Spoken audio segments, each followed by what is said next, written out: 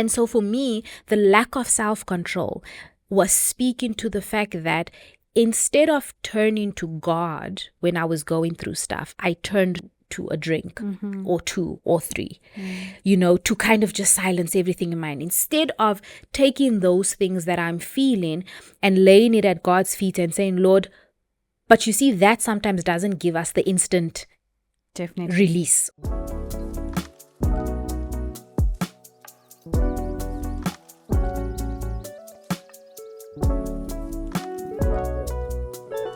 Hey Chommies! Hey Chommies! Welcome to another episode of Friendship Frequency. My name is Stephanie Ndlovu. And yeah, we're so glad that you could join us on this here episode of Friendship Frequency. How are you? We have to be intentional.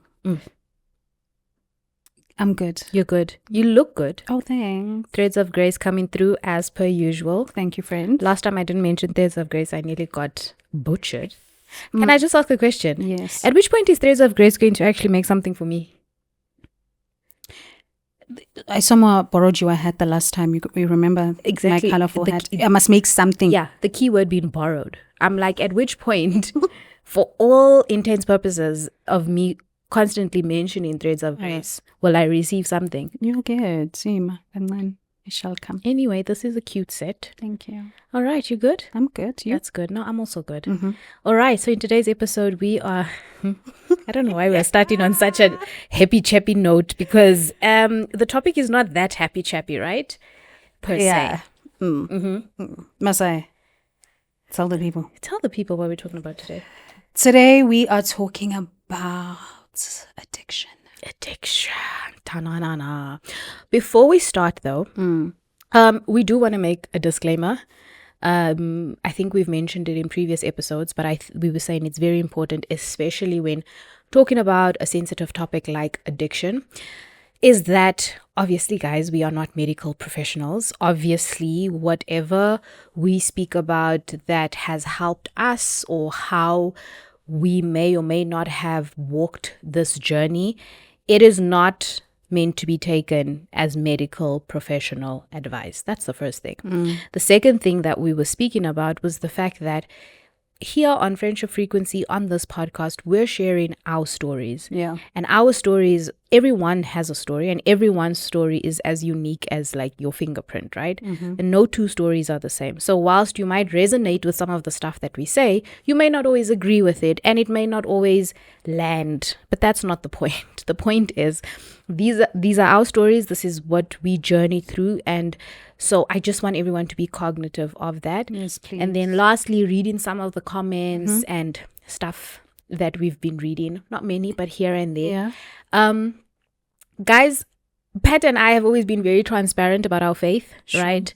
We're both believers. We're both Christians. So the lens with which we speak about things is just always going to be from the Bible or from a Christian perspective. Sure. And that sometimes might contradict a scientific backdrop or like a proven world perspective. But again, that's just who we are. This is about about the things that we've gone through. And so this reflects our stories and our lives. So I just want to make those disclaimers just ahead of this episode, right? Thanks. Right, let's get right into it. What is your understanding of addiction? My understanding of addiction would maybe be when something is either a stronghold or has control, in which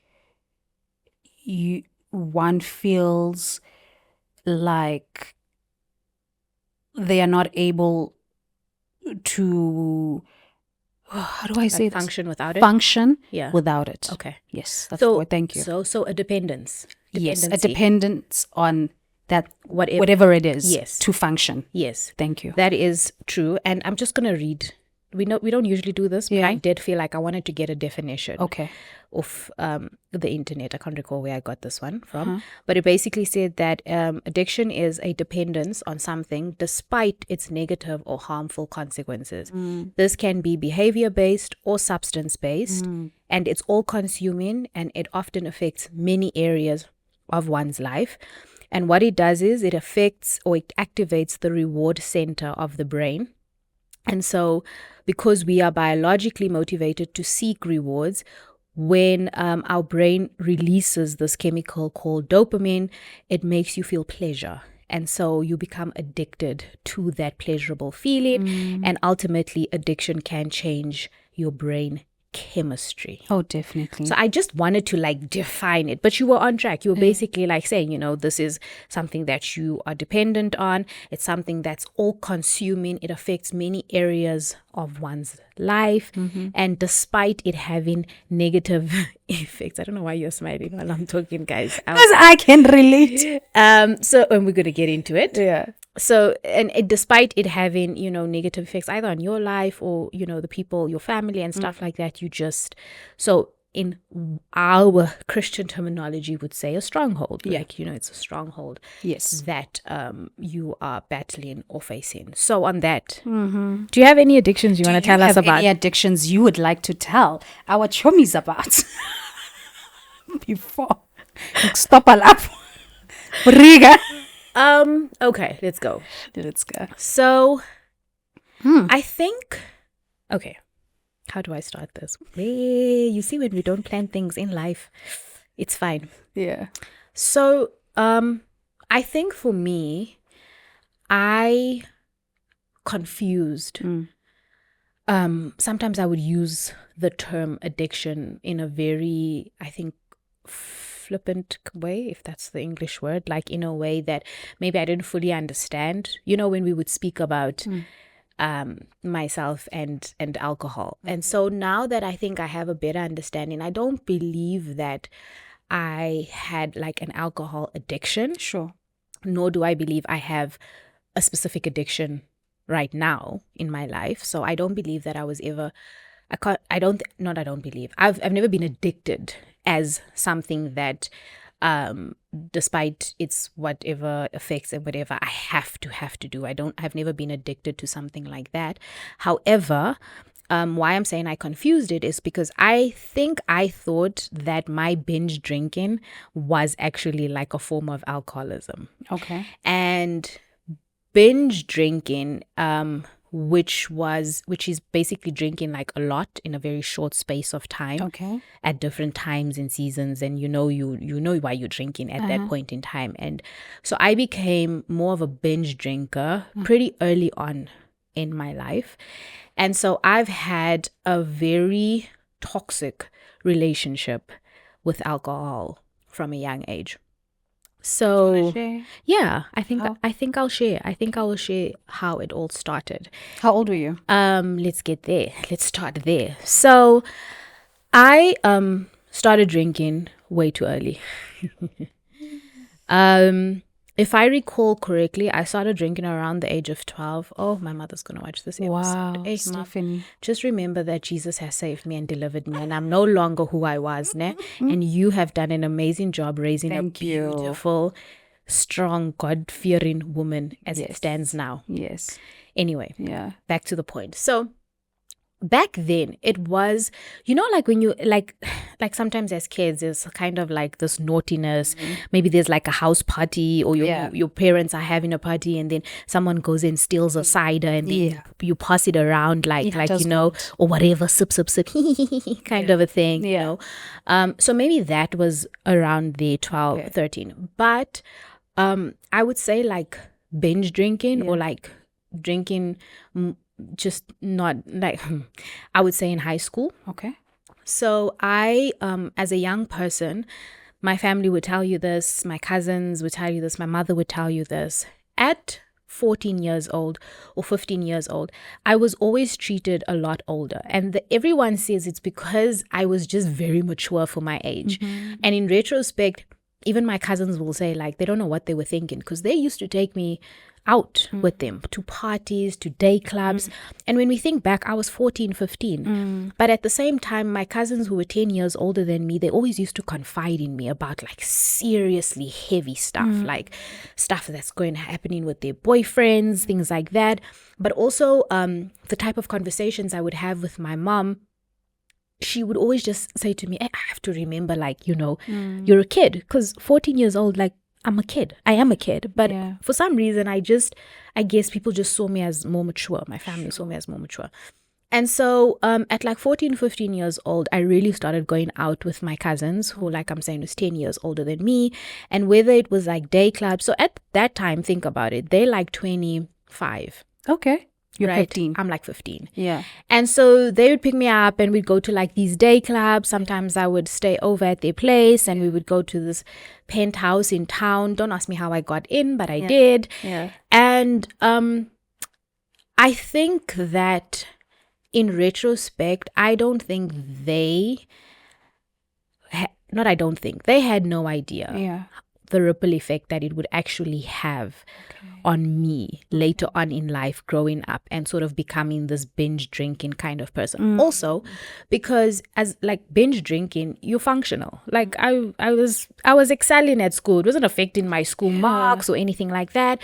And then also like my friends, their parents would allow us sometimes to drink at like parties, like at the house parties at home and stuff like that. And so I'm just saying my relationship with alcohol started way too early. Like I don't think, no matter how mature anyone might have thought I was not mentally, of course, obviously as a child, ready to understand or handle the effects. Because when you drink and you're getting drunk, like you lose all your inhibitions. Sure. And besides that, I started to build a very strong tolerance towards alcohol. And back then, like it was actually celebrated. Like everyone would be like, yo guys, Steph can drink and she just doesn't get drunk. But it wasn't something to be celebrated. I just had a high tolerance at a really young age. So now you're shooting shots. Nothing's really happening. And so I was always the responsible one because if everyone else is out of it, Steph is good, I know very well. And it's not actually a good thing. It was just that I started drinking way too early. And I didn't know that. I just started drinking way too early. We laugh about it now in terms of my cousins, and I always tease them and say, I'm gonna take your kids to clubs and stuff, because what were you guys taking me to clubs and stuff? And they're always like, hey Steph, it was you, I don't know, we weren't thinking, but when this really became a problem is later on. I saw now in my like 20s where it was a matter of I wouldn't drink for a long. I didn't mind not drinking. That's why I'm like, I don't think it was an addiction per se, maybe a form of addiction. But I wouldn't drink for months. Months can go by. It's fine. I didn't crave it or anything like that. But now when I did drink, and then I got to the point where I can't just have a single glass of wine. No, I must finish the bottle. Or two. Yeah. And then I really started to love wine. And, you dress it in all kinds of niceness. Yes. I'm a wine drinker. I love my wine. But you also know that, so basically, my relationship with alcohol started at a time that it was never, ever supposed to start. Sure. And it progressed really quickly. And I think later on, it became a crutch. And I developed this, not dependency on it, but I loved the way it would make me forget about whatever's happening at that time in my life. Okay. And so now I'm speaking now, like, let's say from my teenage years to probably around maybe my mid-20s. Okay. All right. Sure. I'll continue. Because you've been talking. Because I've been talking. Well done. Yes. So to my mid-20s. Then I'll carry on. I'll carry on to my story from my mid-20s to my 30s. To your 30s. What that looked like. But that was the beginning. Okay. Yeah, which was scary. Because that's like Sipho right now. Can you imagine? Sipho? So, like, I won't lie. I mean, I'm sure a lot of people have experienced this. That one-sider you will try. Yeah. With me, I was now the opposite when it came to alcohol. I probably started drinking at the age of 21. Yeah. And things. And I've never been much of a person that really liked alcohol like that. Yeah. It was, but yeah, I mean, did I end up did I build because alcohol, you have to build the tolerance and all of that stuff. So, Steph and I have spent many nights, me over the toilet, And I was always that person, guys. I don't know how many places. I was always the one holding my friend's hair back, because wiping, wiping in Melville, whatever bathrooms we were in. Hi. We've been to many bathrooms, anyways. Anyway, my addiction. So, my addiction, mine's definitely an addiction. Yeah. So based off this definition, based yeah off of the definition, I am still battling with the addiction, and maybe a lot of people have picked it up. If you take a good look at me, you will tell I'm a smoker of cigarettes. Yeah. And so let's take it back. I was thinking about this conversation, and I was like, where did it start? Yeah. Friend, I don't know if I've ever told you this, but it started in the streets of Francistown, Botswana, as a 4-year-old. You're joking. You've never told me that. I've never. No. So, because I wanted to, because we will unpack the generational thing, because it's there. Yeah. Right? Where science meets, spirituality and all of that. So I was thinking, when was the first time? And I remember as a kid, abantu abadala, when they'll drop a cigarette, I don't know what me and my friends thought, we'd go and pick it up. Yeah. And go. Yeah. And maybe obviously we coughed. Yeah. So that was my first experience with cigarettes at the age of 4, around there. Stoked. And then my next experience with cigarette was like at 10 years old. Yeah. 11. Yeah. I don't know whomst I thought I was. I remember I was naughty as a kid, hey. So I remember even one time, because I don't know if you're up until now, it's still there actually. We would be sent by our uncles and things like that, or whoever. And so I remember after school one day going and getting 2 cigarettes for me and my friend, and then 10 years old. And obviously they're thinking it's for umuntu omdala, like an elder or something. And then I remember we went to this flat, whatever, check coast, even bought matches, out here trying to act grown. Yeah. Right? So I don't know what. Then I remember a third time. And it's not like, it was only 3, but I remember this third time specifically. This is now in the UK. I'm like 12 years old. And when you're like somewhere overseas, right, when it's very hard to like find people that are like, let's say, from the same country as you. So you automatically like navigate to each other. So there was this hairdresser of mine. Her name was Rachel. And I think maybe she was from Botswana. I can't remember. But anyways, Rachel used to do my cornrows for school. So she was maybe 20 something. I'm 12. And I don't know what was happening. I don't know if there was a party or whatever situation was happening. They were smoking. Yeah. And I said, can I please have a cigarette? Yeah. And then they gave me one. And then again, I'm now smoking there and stuff, trying to act grown, whatever it was happening. Months later, I'm talking maybe 6 months. I don't even know how many months it was. One day, my dad is picking me up from school. Yeah. My dad was friends with Rachel, because he would go and drop me off to do my hair and stuff, but they were friends. Yeah. So one day, my dad picks me up. I'm in high school, picks me up from school. And I get into the car. Guys, I was in that car for maybe like 2 seconds. We're still in the schoolyard. I felt across my face.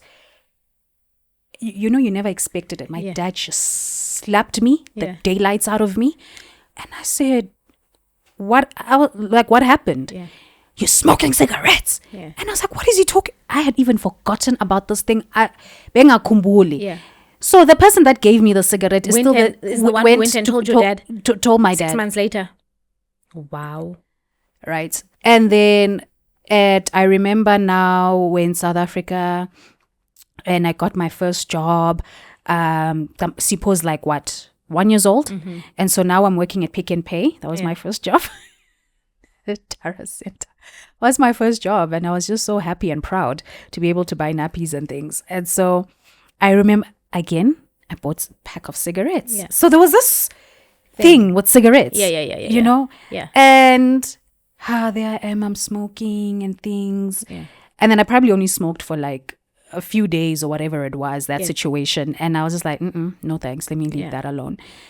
And I would not touch cigarettes again. And like, so I think what happened with me is I was never a smoker, if you remember. I was more like, maybe I was never a smoker, maybe casual. Yeah. So maybe if I was Social, friends, like a social smoker. Yeah, social. Maybe if people were chilling and drinking and were drinking, and we know alcohol is nice with a cigarette and stuff, and then I'll say, "Oh, can I please have a cigarette?" So it was there.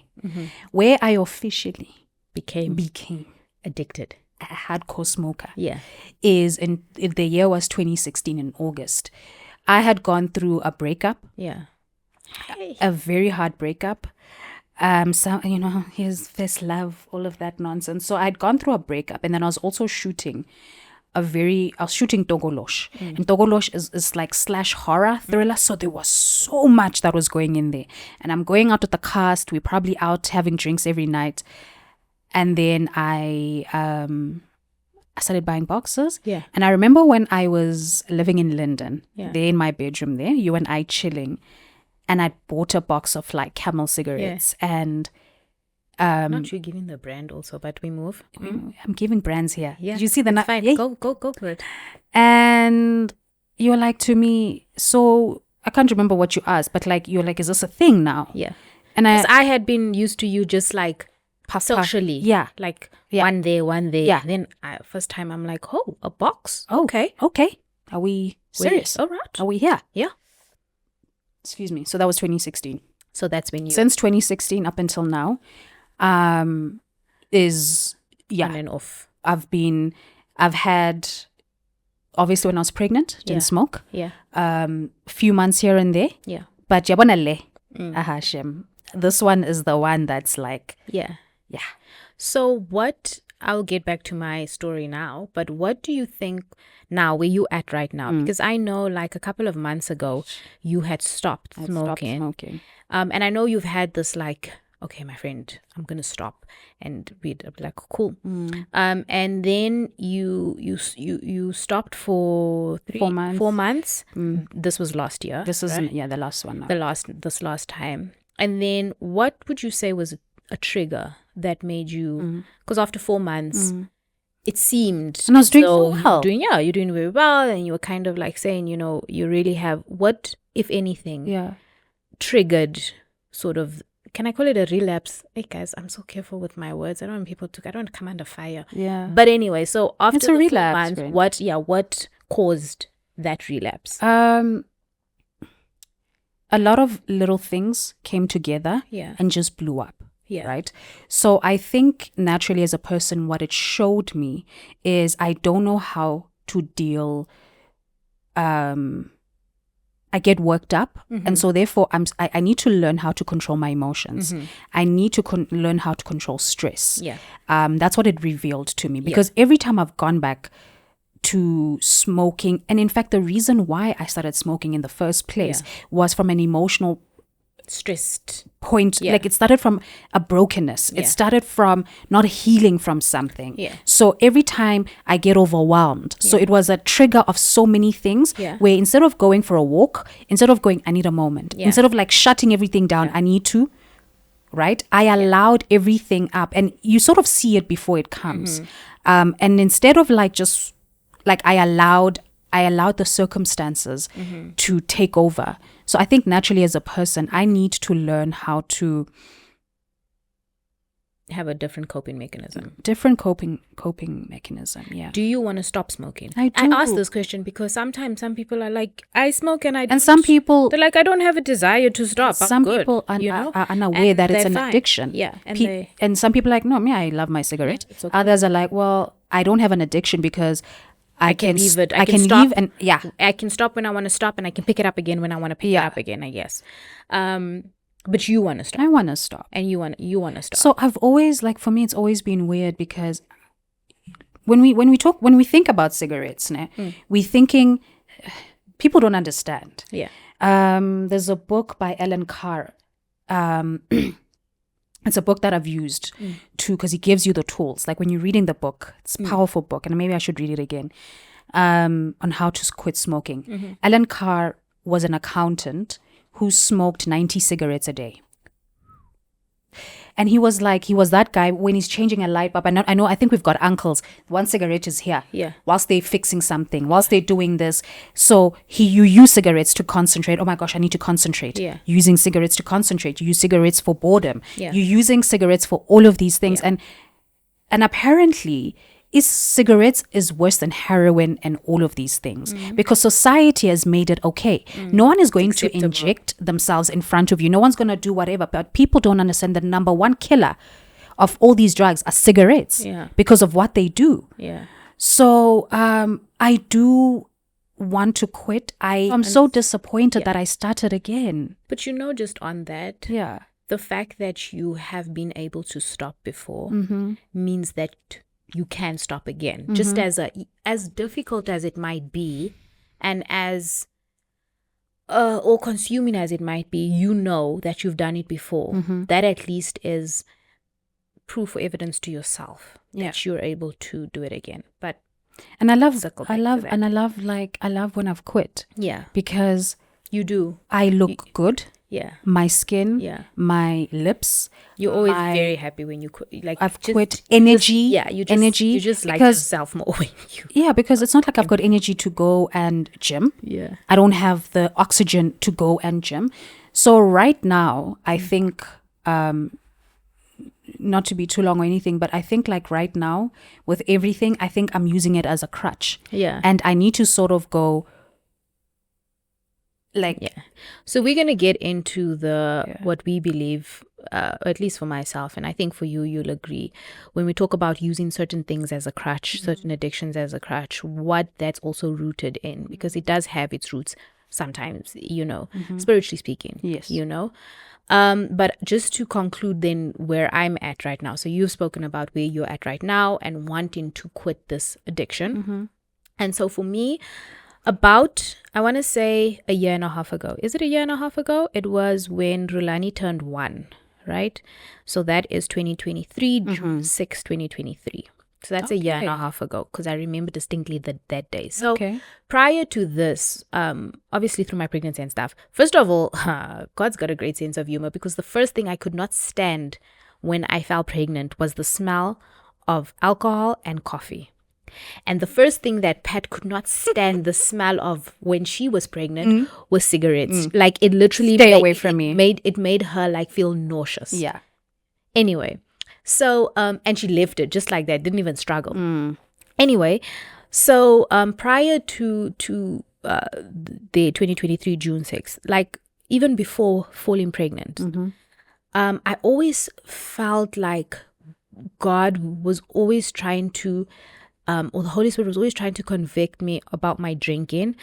And I would always counter it with, I don't have a drinking problem, because I'm not only functional, but I do it for enjoyment. I have control over it. If I want to drink, I drink. If I don't want to drink, I don't want to drink. So what's the big deal? But there was always just this pull I would feel like, and that's been like through my 20s, where it was something that I believe God wanted me to give up altogether. And I was always like, ain't no way, and that in itself should have said something, because I always was just like, I go for weeks, months without drinking. And after like in my later 20s, I very, very seldomly drank to be drunk. That's what I'm saying. Like up to 25, there was like maybe 26. I can't remember the ages. But later on, it was more for enjoyment. Sometimes I'd get a bit tipsy or lightheaded. But now I kind of like felt like I had a good relationship with alcohol. So why did I have to stop? Alcohol, I think it's up to every believer's, they call it your sanctified conscience. Okay. Each of us, like in the process of sanctification, sometimes what might be okay for one person, okay, for as long as it's not a stumbling block for somebody else. Anyway, so prior to that, I've always felt like I've always had this. If I'm in church or praying and whatever, I'll be like, I'm gonna need you to just stop drinking altogether. And I would share this with Ungani and say to him, hey, you see, the Holy Spirit keeps convicting me to like cold turkey, like not slow down, because I wasn't at this time. Now I'm like in my early 30s. I'm not even drinking a lot, by then I wasn't like excessive. I really wasn't excessive. So I was like, what's the big deal? I'm not even drinking that much. Why must I stop? Anyway, 6th of June, Rue's birthday, I have a drink. Again, I don't recall the last time I was even drunk, because even after giving birth to Rue, I didn't have the appetite for alcohol. It didn't taste nice anymore. I was just forcing. Anyway, and I stopped drinking that day. And for an entire year, I did not touch alcohol, right? For a whole year, I did not touch alcohol. I just stopped altogether. Okay. And later on, when I really started to press into my relationship with God, me not drinking was not a matter of sin or even addiction or anything like that. It was a matter of obedience. So it was a matter of being obedient to what God or to what the Holy Spirit was convicting me of. And sometimes obedience must be followed through even when you don't understand. And that's what God was teaching me. And what happened with me in that year was this posture of obedience started to spill over into other areas of my life, where now I found myself being much more sensitive to the Holy Spirit, much more obedient, do you know what I'm trying to say, to other things, because I was like, you know what, I am going to surrender this to God simply because he said I must. I don't know why. I don't believe I have a problem. Whether some might call it denial, but and then I really started to encounter God differently. And I started to get different revelation of who he was and stuff like that. And so I believe that it was because like me drinking started very early on, and I think it had some some kind of something there, and my attachment to it through different seasons and times in my lives. Sometimes I would binge drink, sometimes it was just for enjoyment, but either way, whatever it was, me giving up alcohol was a matter of obedience more than anything else. That was for a solid year. After that, I would have a cocktail, if we celebrated something here, there. Even now, I mean, I might have a cocktail, but even then, half the time I end up either not finishing it or something, because I've just concluded that, you know what, I just don't like the taste of alcohol at this point in time. Like, genuinely, like, I don't even know why why I'm even wasting my money. Because now at this point, where I'm at now, even having it is it's a waste. It's a waste of my money. Because I don't even like it. Anyway, so that's where I'm at now. But I'm grateful that I eventually, it took some time, but I'm grateful that I eventually understood what God was doing in my life through having to give up something that was also a crutch. And that's what I want to speak about. Yes, it might have only been a crutch. It might have not been a daily crutch as someone who's struggling with alcoholism and having to drink from the time they wake up to the time that they go to bed. So I don't want to underplay or take that lightly. So it might not have been that way, but nonetheless, it was a crutch, because when things were hectic or when I was just so stressed or whatever, it was just like, let me just have myself a few glasses of wine so that I can just fall into sleep without having too much. That's a crutch. Can I ask? And you also spoke about it being a crutch, smoking. So when I know you pressed in and leaned in to God, but the same thing when you asked me about celibacy. What did you do? Did you maybe limit your hangouts, or what did you do that helped you for that year to stay away from alcohol? Do you know, to be very honest with you, none of that. I didn't limit where I was going, or I didn't limit who I was hanging out with. I just decided. It just took a long time for me to come to the decision. But when I did come to the decision, I, by God's grace, just stuck to it, right? And one thing I did do was on Ndlovu's Uncut, I made a video of it because sometimes when you actually put something out there, you have a different level of accountability than when you do it with yourself. So I told you guys about it. I told Ungani about it. I even put it on social media to say, like, guys, I don't drink, so that you're held accountable externally. Sometimes that helps as well, because sometimes when you just tell yourself that, then when you do relapse or you do fall, it's just between you and yourself. So it helps to have accountability of some sort. And so I just want us to move on to this crutch word that we use, and it being a coping mechanism of any sort, to varying degrees, right? Because I think that is very important in identifying the root cause of certain addictions or certain habits that become addictions. Because I think sometimes it's a habit that then becomes an addiction later on, and what that is kind of rooted in, spiritually speaking. That's what I want to go to. Definitely. Yeah. Sorry, is this a question? That's a question. What is it rooted in? Okay, there's a lot. So let's just put it like this. Now, when we talk about the spiritual side of things, I'm sorry. Disclaimer on my side. Please forgive me.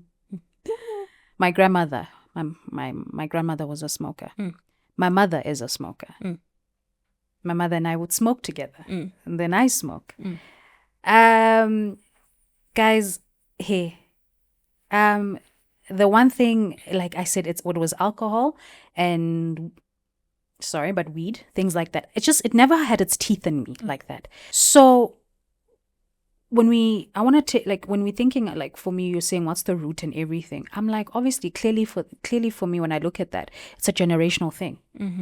It's such a generational thing, root that it has to be uprooted. Yeah. And I thought I done uprooted it when I was there proud as, proudly not smoking last year, thinking clearly. So when it comes to generational stuff, I just want to say that, God is above generational curses, etc. But to your point that environmental stuff environment and things we grew up can affect our habits and the habits that we form. Right? Yeah. But for me, to be honest, what it revealed to me in the year, like in the time that I completely stopped drinking altogether, was that I lacked self-control. And self-control, according to the Bible, is a fruit of the Spirit. Okay. And if it's a fruit of the Spirit, then self-control is something that you don't, again, this word, cultivate yourself, but the Holy Spirit empowers you to be able to exercise self-control. Because in our flesh, we are weak. Yes. The flesh wants what the flesh wants. Yes. That is why there's always this battle between the spirit and the flesh. Yeah. What the flesh wants is instant gratification. What the flesh wants is anything and everything that's going to give you that kick of dopamine, right? That instant feeling of gratification. And that's where I think the addiction lies, because now you want to feel that again. But the thing is, just like with me and alcohol, you build a tolerance. Now the next time you just need more. Now it's not only one, you need 2 and 3 and 4, right? Sure. So that you can get that same kick or that same hit of dopamine, right?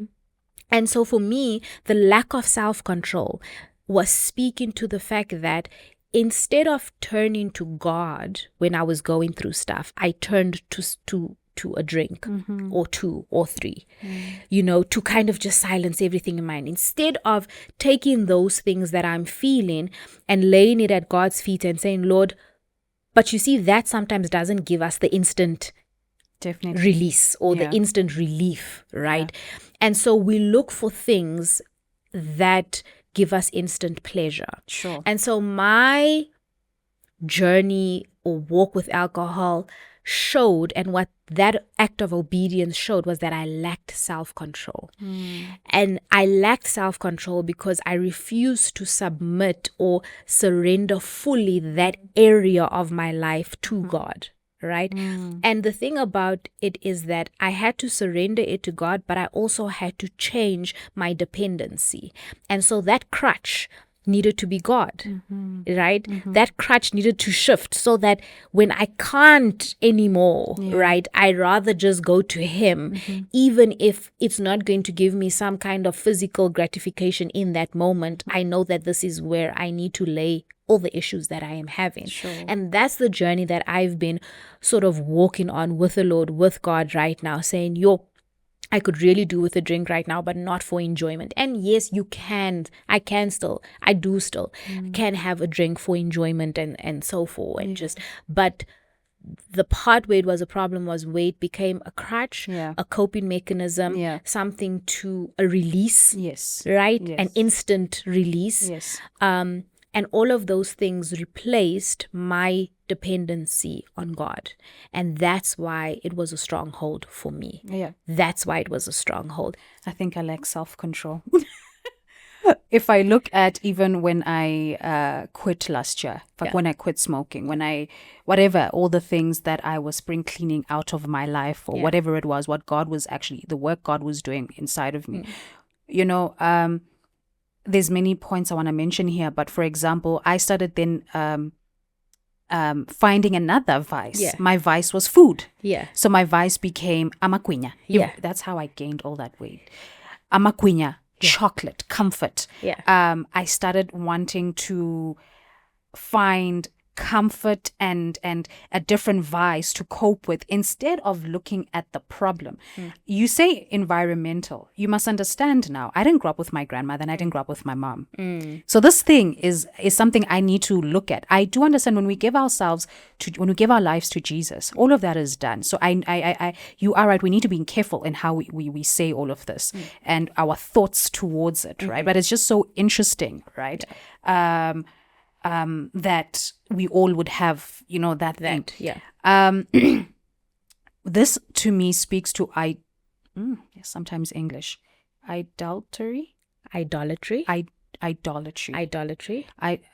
where we idolize now. Idolatry. Now we making idols of certain different things. So so I won't lie, my smoking is, I am idolizing my smoking because when I am going through stress, when I'm going through whatever it is, whether happy, sad, need to concentrate, boredom, whatever it is, my function is cigarette. Instead of pressing in and leaning into God. And then jiggy, now I've stopped smoking. Guess what? I'm going to food. I'm going to this different vice. I'm going to that vice. Instead of, and I will, because I've always said this, right? I can't right now, but I will go for therapy. I will one day. I do believe in therapy, and I think there's so many things to unpack and uproot. And I think I don't have to wait for that, for example. But I think in the meantime, knowing, okay, I lack self-control in this situation here. Identifying your triggers. Identifying my triggers. And finding healthier ways to cope with the triggers. This is one reason, sorry to break your word, this is one reason why I've started hiking so seriously. Because in this last few months and whatever, like the difficulty of coping with everything, I love that I am first and foremost dependent on God, and I am going to Him more than anything else. But I also recognize that I better find a different way to release some of all this, all of this, tension and stress and whatever it is. Least I find myself, sort of going and also making back, sure that now that doesn't now become so that you don't idolize that, because if we read the Bible about like making idols, that back then it was like more like actual carved out idols, but there are modern day idols right now.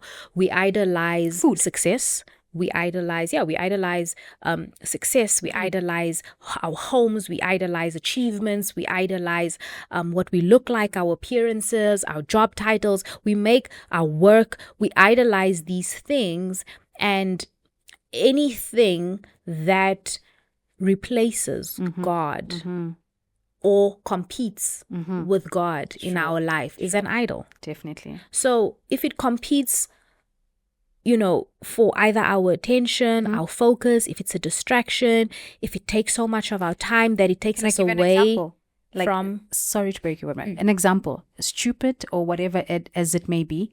For example, like me crocheting. Sometimes in the first thing in the morning, instead of going and spending time with the Lord or whatever it is, I just want to go and crochet. Yeah, and I just want to watch a K-drama. It's not even about over spiritualizing anything. We're saying all of this to be like, you know, you need to be aware. You need to be a little bit more self-aware and realize where are these pitfalls that might become huge holes that just suck us in. But I do want to say that my journey with alcohol and binge drinking, and I know for you, you know, with smoking, the one thing I know for sure, for sure, is that it's not, some things you can't overcome just by willpower. Like, you can be how motivated and dedicated and just like, I really, really want to. There are some things that are above your like will to do, right? And you need to look into that and be like, Holy Spirit, empower me. That's why I love that I have a relationship with God. I don't know what to say if you don't have a relationship with God, except to get a relationship with God. I don't know. Yeah. But to be able to have the Holy Spirit empower you and to then help you, you know, that's what I'm saying. For you, you don't have to do it on your own. And chances are it's that much harder and you can't do it on your own, but you don't have to do it on your own. You can give this over to God and say, I don't want this, Lord. I don't want this for myself. I know you don't want this for me. And so I want you to help me. And this is the difficulty, yada, yada, yada, all these kinds of things. And really then surrender that area of your life. When we surrender everything to God, and then he takes care of everything else, you know, and it is possible. It really is possible. So that's our little addiction. Like one who's overcome and one who's going through it. Yeah, coming, you know, and one who's on the way to overcoming, you know. But I think if there's any, you know, of our Chommies or viewers who's struggling with whether it's an addiction, a behavior that is harmful and detrimental and really affecting your life, I would recommend that some issues do require you to seek like outside help. And maybe what we'll do in the comment section, I'll, you know, look up what are those places that you can, you know, reach out to get help. And then I just want to say, guys, be mindful of what habits you start formulating just for fun things, because you don't know if that thing that was supposed to be just for fun now becomes an addiction because you like it a little too much and the dopamine rush is a bit too much. I remember even when Shanae and I were speaking about this yesterday, but we were speaking about Hubly, you know, and how like Hub became, it was a social thing. It was supposed to remain a social thing.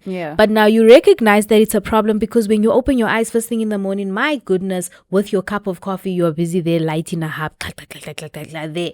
Do you know, that's a problem. I saw a video on TikTok. You know, someone is getting their hair done. Yes. They're out here with hub. People be driving and there's a hub. Like, you have to examine these habits and see, you know, and see them for what they are, so that they don't become a crutch, but also so that they don't control so much of your life. You know what I mean? So in the early stages of habits that you are forming, I'm just saying, be aware of these things that you are doing and why you are doing them and the feeling that they give you. Do you know that at some point I thought I was addicted to Adcodol? And actually the combination of Adcodol and red wine. And do you know what I loved about it? Adcodol is like those yellow tablets. Painkillers, it's headaches. And my cousin, this very cousin of mine, you see, if you're watching here, you know who you are, ne? This very cousin of mine, we stayed in the same complex. And she would send her daughter over to be like, go ask Steph if she has Adcodol. And when I was out, I would go say to her, go ask if does your mother have Adcodol? And what we would do is like have a glass of wine and 2 Adcodols, and you know what? Pass out. Do you know what was the feeling that you become addicted to? It's this floating kind of, as you lay your head down, just you float. Sure. That's a problem. That's a problem, you know. Codeine. And so I then had to be like, and be aware of that kind of thing. So sometimes the enemy deceives us with seemingly innocent things and they become a problem. Can I say something also on my side? You can always say something, my friend. Thank you, my friend. Also, I think we are aware and understand the country that we also live in. For example, where I am, there's always these teenagers or these young 20-year-olds who are by the corners there outside of Ispaza or a supermarket. They are chilling there because they don't have jobs, or whatever the situation is, and they drink codeine and stuff. They smoke their weed and a whole lot of other stuff that they're doing, and you have no idea. The thing is, as well, people are in so much pain, right? We are living in a nation that is just so broken. The youth unemployment. So a lot of this is also affecting people. And a lot of people, I don't blame people. I understand shame, not, Uguti, what they're honestly going through. The reason why we find these vices is because we want to escape our realities. There's a lot of pain that people are facing. So with that being said, I understand, guys. And, Yeah.